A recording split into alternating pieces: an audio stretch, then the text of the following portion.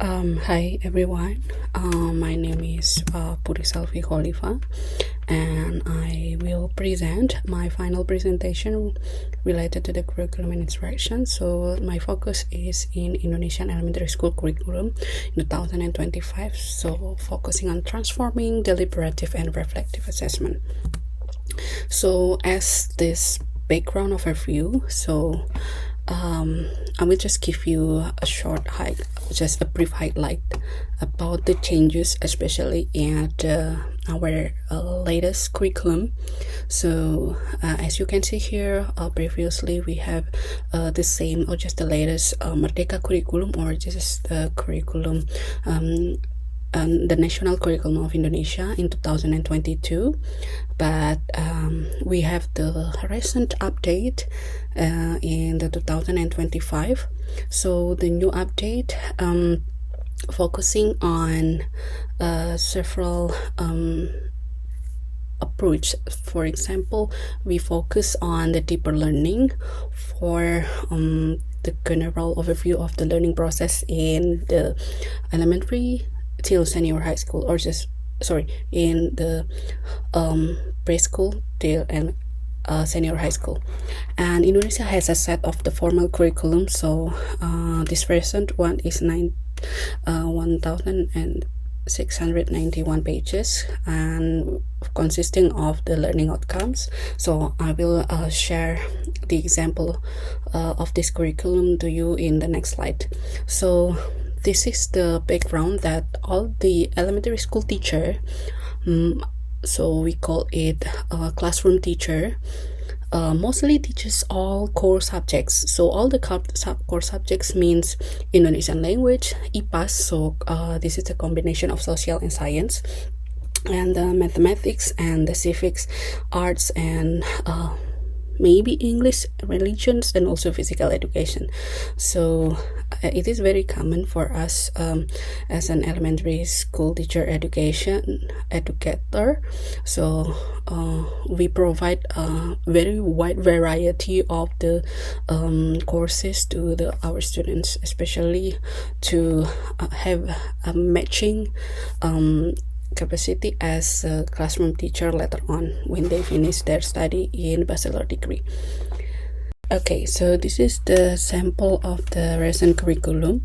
So as for your information, as an elementary school teacher, we are divided into the three paces. So pace A, B, C. So each pace consisted of the 2 grades. So for example, in this English subject, in the grade 3 and 4, so this is for pace B with the element listening and speaking. So the curriculum consisted of one paragraph in 2022. It started with the end of the pace B. A student can use blah blah blah to interact at the range of social and classroom situation, and it followed by the second sentence. They change or just substitute some sentence also. So the focus why I share this because these learning outcomes must be breakdown by the teachers to understand the scope and the sequence of the curriculum itself. However, in the recent one, so in the 2025, they're focusing on only one sentence of the learning outcomes without any next steps of the learning objective or the learning outcomes. They just focus on one sentence like this. So understand and respond to simple oral or multimodal text about everyday life, verbally and non-verbally, in line with its context. So for your information, most of the teachers has a lot of confusion in doing the breakdown of the curriculum, especially for delivering to the student, because they have no understanding of the scope of the sequence of each pace. So it is very problematic right now. And this is the real problem and professional situation in my context. So the lack of the deliberation, especially in the assessment, because they focusing only on the initial design, especially in the beginning of the semester. They just sit down together, but it's not common, and just it is not mandatory for all of the teacher to sit together within the base. For example, teacher from the grade 3 and grade 4 to divide which scope and the sequence of the curriculum when in their grades. And the division lacks of the clear scope, so it's, as I mentioned before. And elementary school teachers work alone with the reflective collaborative forum. Mostly because they tend to be seen as what's called as a hero with all of the core subjects, and they have to understand the whole situation by themselves. So handling all subjects is very critical and very crucial, but it turns out very problematic, because especially when they have not adequate professional development, they will they will feel confused, and not just only in the planning section, but also in the action and also in the assessment later on. And the assessment is still administrative and not part of the learning process, so it's just very problematic right now. And my ideal vision versus reality. So ideally, I think the curriculum needs to be more progressive and clearly integrated, including providing an overview of the scope and sequence. So I know that democratic is it's kind of like of a dream of all of the people, but if there are not enough adequate professional or just pedagogical knowledge behind that, it just leaves the teacher with lots of the confusions. And the needs of the collaboration need to be enhanced through comprehensive deliberative conversation, rather than being confined to isolated setting within one's own classroom, because I think it's very essential. And the assessment needs to be more reflective and dialogical, so that they are not static and top down. I think it is very common to us to understand that the assessment must be integral part in our learning process. So a lot of the reflective and dialogical need to be involved in the process of the assessment, and not just focusing on the result only.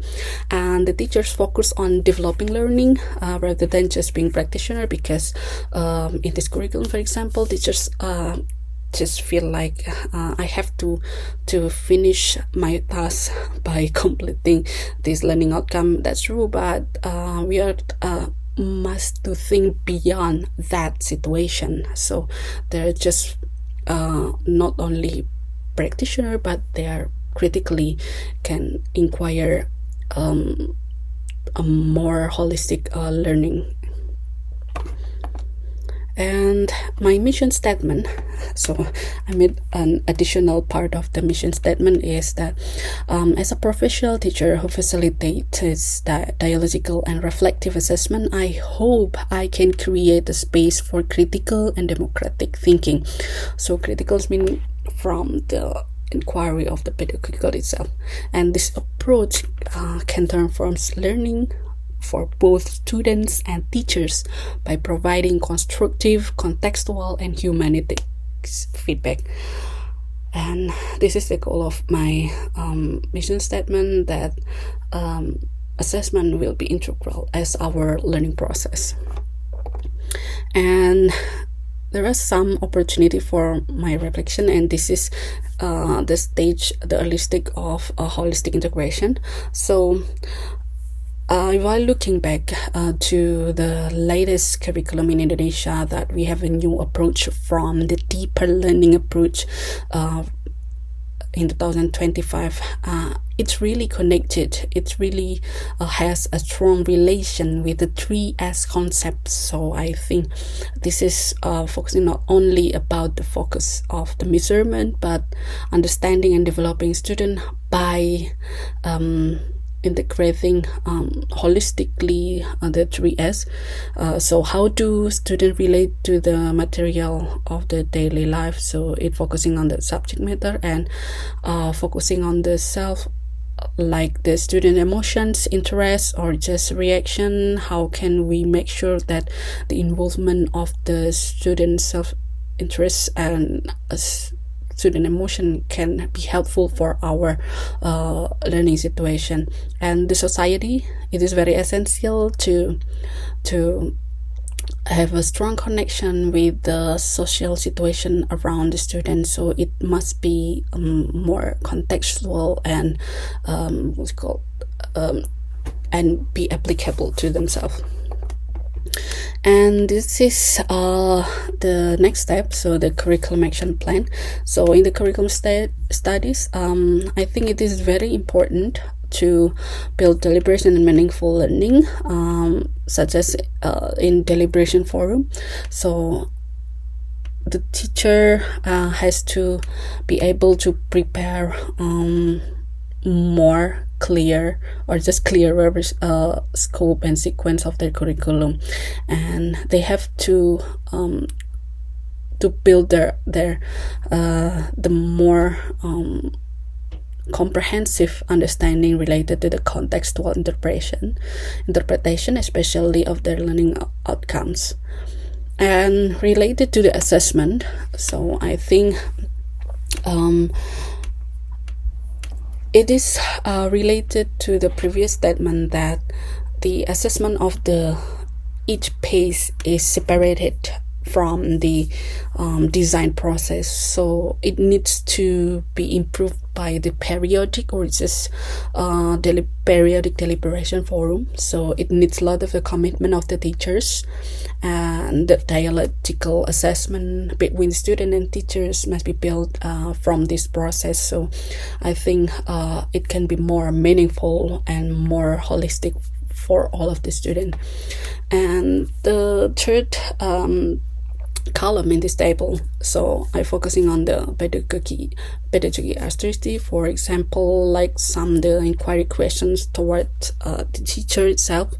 Practically, what does this new curriculum change look like? How can I accommodate what kind of change? And what does this new curriculum approach mean for me? And how can I bring this to the students? Why is this approach currently being emphasized? How do I plan my deliberative conversations?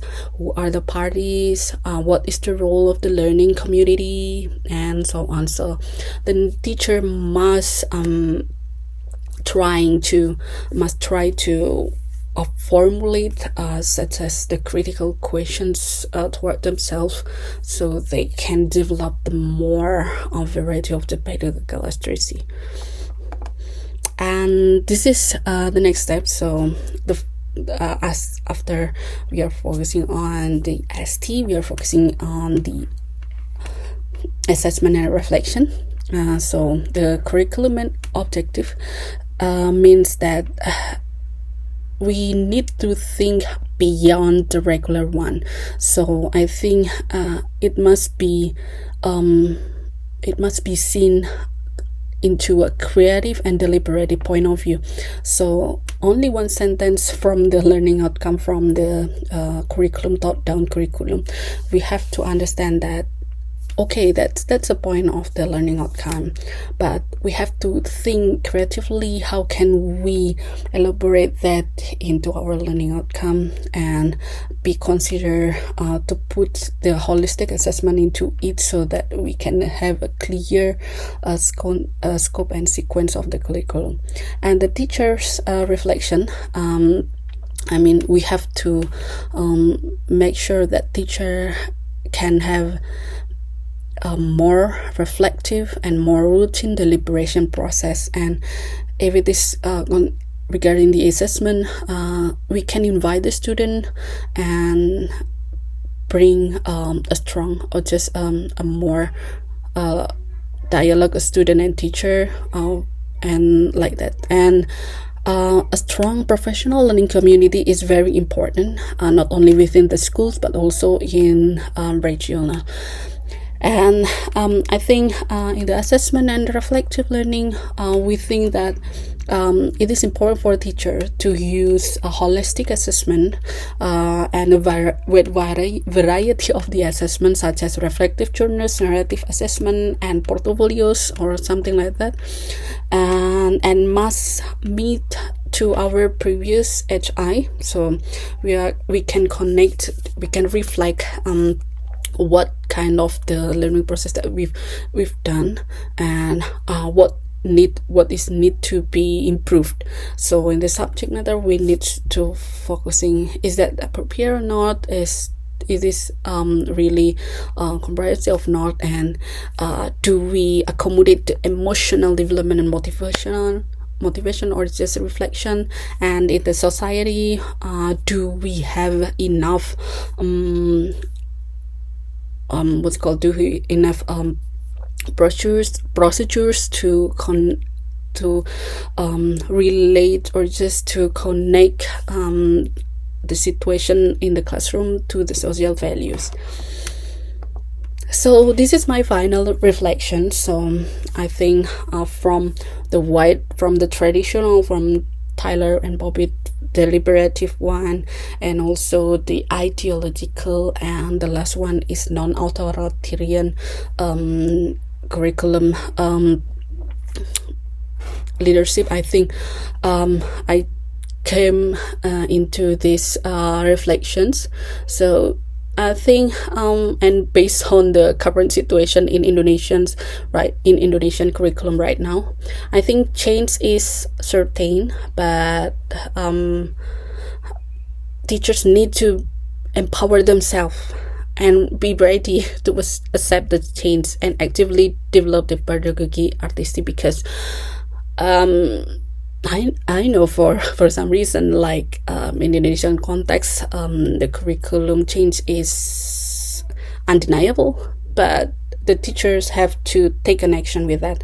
And the need of professional development is important, especially so that teachers understand when to make the right decisions and consider adapting or modifying good practices to create learning that is contextual, reflective, and based on holistic assessment. And the development of the traditional curricula that contain details of the learning outcome becomes less meaningful without a deliberation process that supports learning that critically leads to democratizations of the education. And I hope that's all. Thank you for listening. If you have any question related to my current situation, or just something that's similar to you, please do not hesitate to ask me into the comment or just the reply box. Thank you so much. Bye bye everyone.